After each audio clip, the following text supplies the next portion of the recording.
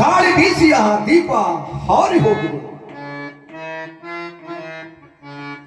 ದೀಪ ಹಾರಿ ಹೋಗಲು ವಿಕ್ರಮರಾಜ ಪರಮಾತ್ಮ ದೀಪ ಹಾರಿ ಹೋಗಿತಲ್ಲ, ನಾನು ಏನು ಮಾಡಲಿ?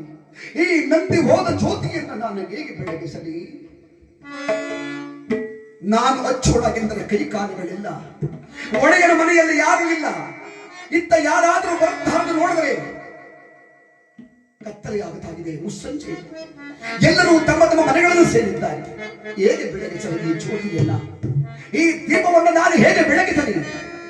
ಪರಮಾತ್ಮ, ನಾನಾದರೂ ಸಂಗೀತ ಪ್ರಿಯನು, ದೀಪಕ ರಾಗವನ್ನು ಆಡುವೆನು. ನಿನ್ನ ಅನುಗ್ರಹದಿಂದ ಬೆಳಗಲಿ ಈ ಜ್ಯೋತಿ ಎಂಬುದಾಗಿ ವಿಕ್ರಮ ರಾಜ ಕರಗಳನ್ನು ಜೋಡಿಸಿ ಆ ಗಾಢದಲ್ಲಿ ಕುಳಿತುಕೊಂಡು ಆ ದೀಪವನ್ನು ಬೆಳಗಿಸಬೇಕೆಂಬ ಅಂಬಲದಿಂದ ಆ ದೀಪಕ ರಾಗ ಹಾಡುತ್ತಿದ್ದಾನಂತೆ. ಜ್ಯೋತಿಯ ಕರುಣಿಸೋ ಪರಮಾತ್ಮ,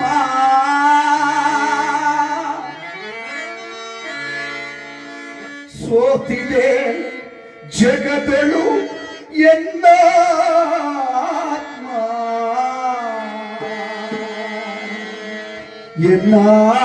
ಎನ್ನಾತ್ಮ. ಪರಮಾತ್ಮ ಜ್ಯೋತಿಯ ಕರುಣಿಸೋ ಪರಮಾತ್ಮ,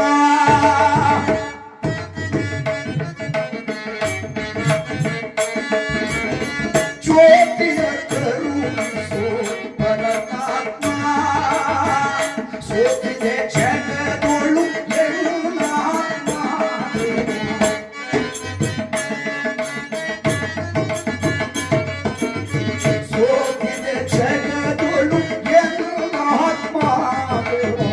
ಜ್ಯೋತಿಯ ಕರುಣಿಸೋ ಪರಮಾತ್ಮ, ಪರಮಾತ್ಮ, ಪರಮಾತ್ಮ.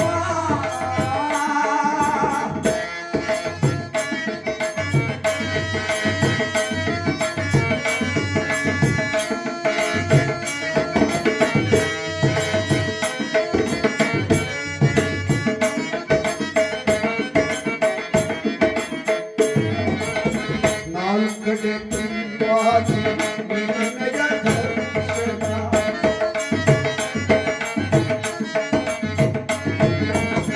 ನಾಲ್ಕಡೆ ತುಂಬಾಗಿ ನಿನ್ನಯ ದರ್ಶನ, ನಿನ್ನಯ